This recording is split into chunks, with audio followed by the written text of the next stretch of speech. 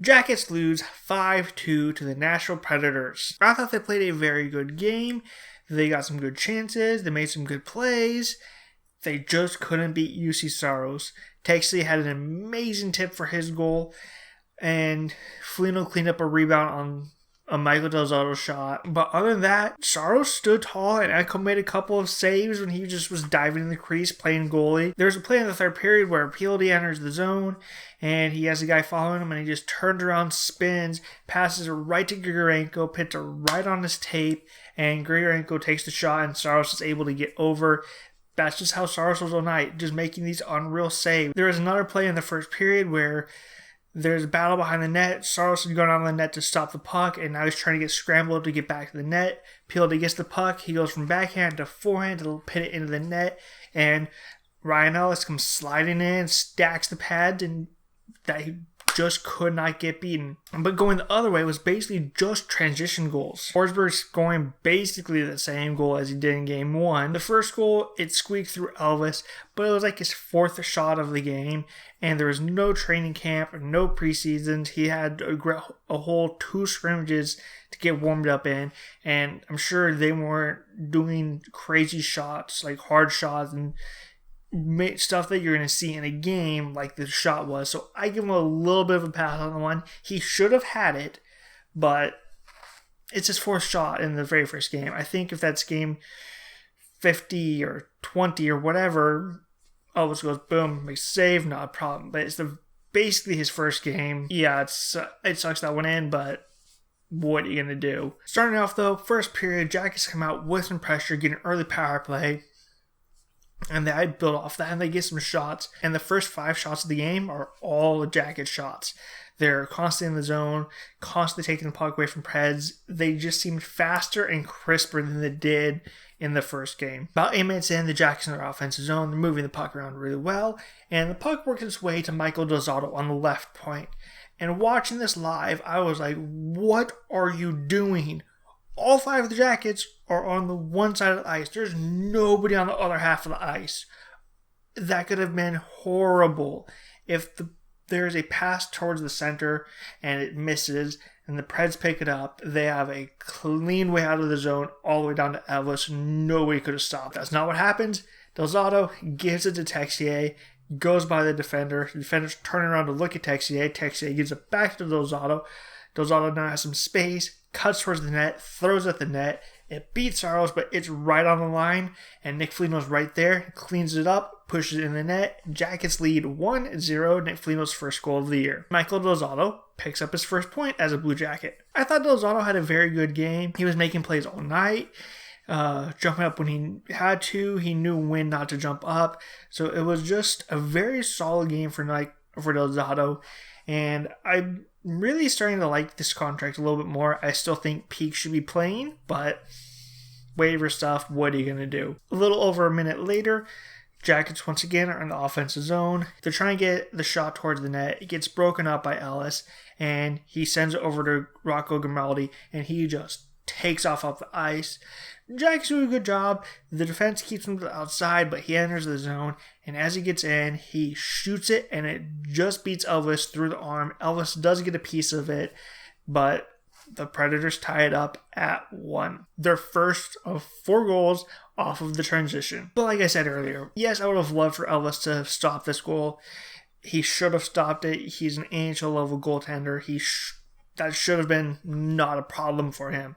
But it was like his 4th shot. It was about halfway through the game. I have a feeling his timing was just slightly off. And after that, he locked it down. His timing got a whole lot better until the third period where everybody's minds just left their brain. But for the most part of the game, Elvis locked it down after this. I think this goal woke him up, and he's like, okay, I need to lock it down a little bit more. I need to get my timing a little bit faster, and he did do that. So that's the only positive to come out of this goal was Elvis did look a lot better after he gave it up. But for the rest of the first period, it's both teams trading chances. Like I said earlier, there's that PLD chance where Ellis stacks the pads on him.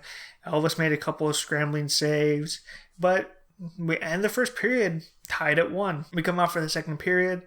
The first half of it was horrible. It was break out of the zone, dump it into the zone. They break it out of their zone, they dump it into the zone. We break out. It's just back and forth of break out, dump in, break out, dump in. Not a whole lot going on. Not a lot of chances either way. But the second half of the period, it picked up a little bit more. Jack's got some chances. Price got some chances. But both goalies stood tall in the second period. Head to the third period, still tied at 1. Head to the third period, you're like, okay, it's going to be impossible for them to have a worse third period than they did the other night. It's going to be really hard for them to do that. And come out, there was some life, there was some offensive pressure. The Jackets looked like they knew what they were doing, and they weren't going to let this slip away. I'm like, okay, they're in a good spot. About a minute in, Jackets in the offensive zone. They're moving the puck around really well. They get the puck to the point to Zach Werenski, and for whatever reason, Philip Forsberg, who's pressuring him, doing his job okay. Zach goes, there you go. And basically just throws out of the zone for him. Forsberg goes, oh, thank you. Picks it up and it's gone. Now it's basically a 3-on-1 because the other Predators who were at the top of the zone saw this and took off. Jones is the one guy back. He lays down, takes away the pass. He has to stretch himself to take away the cross-ice pass. And he has his long stick, so there's no draw pass basically available. It's Elvis and Forsberg. And Forsberg comes down, shoots, and beats Elvis. And the Predators lead 2-1. Now, I've seen a thing online where somebody took Forsberg's first goal and his second goal and put them side by side. They are the exact same goal. On man rush, on a transition, comes down the same side, along the same spot of the ice, has the same shot, and beats the goalie in the same place. And the Predators are leading. Now, this is where I have frustration with Torts. Because Zach made a mistake. It was a horrible mistake, and it led to a goal. But Zach continued to play, and as he should be. That's not what I have the problem with. The problem I have is, if that is Robinson, or Benstrom, or Foodie, or Texier, they're sitting the rest of the game. Maybe even next game. He will not play them because they made a mistake that cost the goal. He's going to preach. He wants the players to make a mistake and not worry about it. Because he's like, all right, you made a mistake defensively, we'll correct that.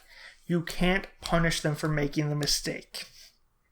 If you're going to punish them for making the mistake, punish Zach for making the mistake. He had an okay game this game, but that was horrible. But right next shift, he was right out there. His next available one. And there wasn't even a one shift sit. It was just, all right, Zach, you made a mistake. Go play again. And that stuff's going to hurt some of these guys' development. I thought Foodie looked like a monster out there. Texier is so good at center. He has developed his 200-foot game great. I saw him down below both nets, helping out the defense for the Jackets behind Elvis and picking up and leaving. He was in support there.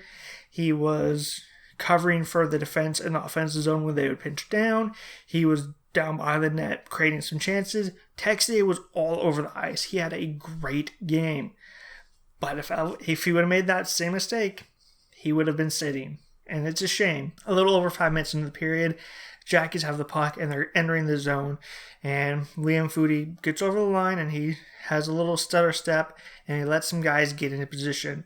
And he starts to head towards the center of the ice, and it kind of freezes the defenders for the Predators as he cuts towards the wall and gets a little bit of space. He gets down to about the goal line, and between him and the net, Texier and Borowiecki are battling. But Texier is doing a good job. He has a stick on the ice. And from basically the goal line, Foodie just throws it at the net.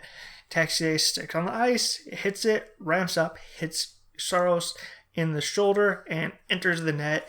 Jack is tying up. Texier's first goal of the year. That was a great shift by them. I think they should play more. And if you reward this creativity, you're going to get it more often. People are complaining that the Jackets don't have a whole lot of scoring threat. How come they didn't adjust this summer? It's right there. Torch just has to let them go and be the scoring threat for it to actually take effect. But after this goal, Jackets go back to controlling a little bit. Saros makes like 3 or 4 stops in tight on Foligno. He's just jamming away trying to get it.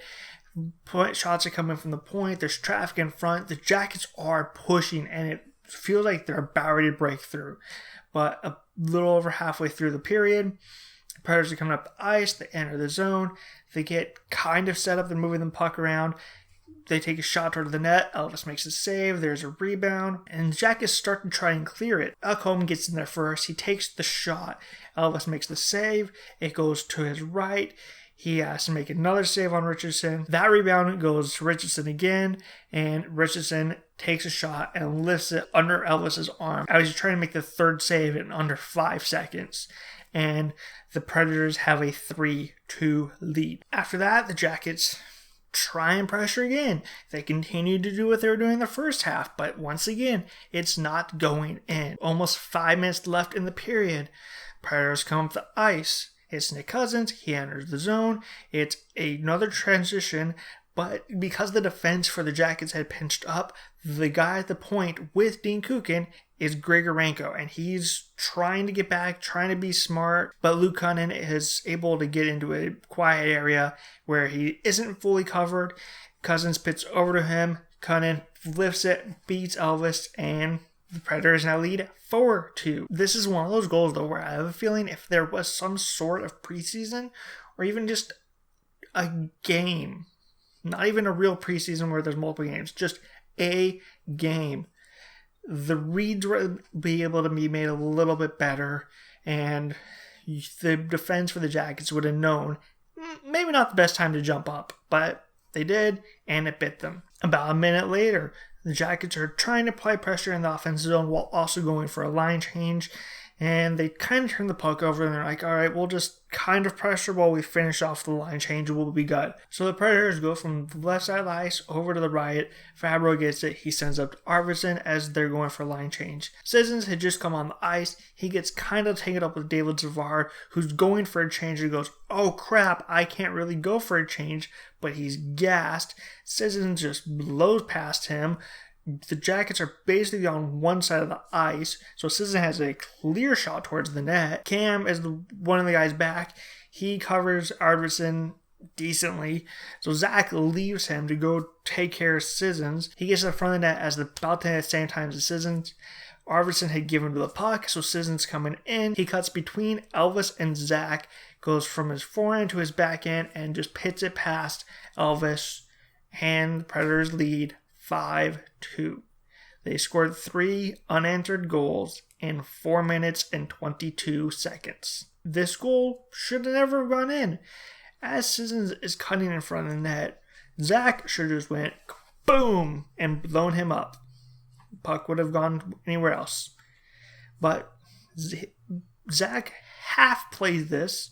Another goal, it's his fault, because he's like, oh, I'm going to let Sissons go through, and he just goes through him, and Elvis is committing to something right there, to the puck being in his area, because Zach is supposed to light him up, or at least do something, not go, oh, I missed the poke, oh darn. Jack would should try and push a little bit, but it was too little, too late. The Predators are going to end up winning 5-2. Now, I'm not hitting the panic button just yet. It's technically the first 2 games of the year, and yes, you want to win them. This is a short season, and it's all divisional games. All of these games are important, especially if you look at who's in the division with the Jackets. I think the Preds and the Jackets will be fighting for one of those last playoff spots, so these games were even more important. However, there's no preseason. The way I'm looking at these first 2 games as preseason games worth points. So all the mistakes that were made, everything that's happened, I'm not putting too much stock into. There's a lot of rust. They've given up 6 or 7 transition goals so far. The stuff that they have given up and there are mistakes are just reads, and that just comes with more games and stuff. Now, I will start hitting the panic button if they lose to Detroit. In any fashion, they need to take at least 3 of the 4 points.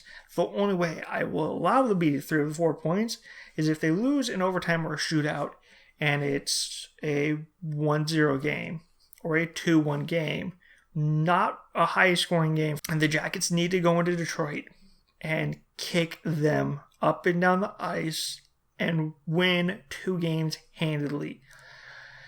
If they don't do that, the Jackets are in some serious trouble. But that'll do it for this video. Thank you for watching. Click like and subscribe, all that fun stuff. And until next time, when the Jackets play the Detroit Red Wings, I will see you later.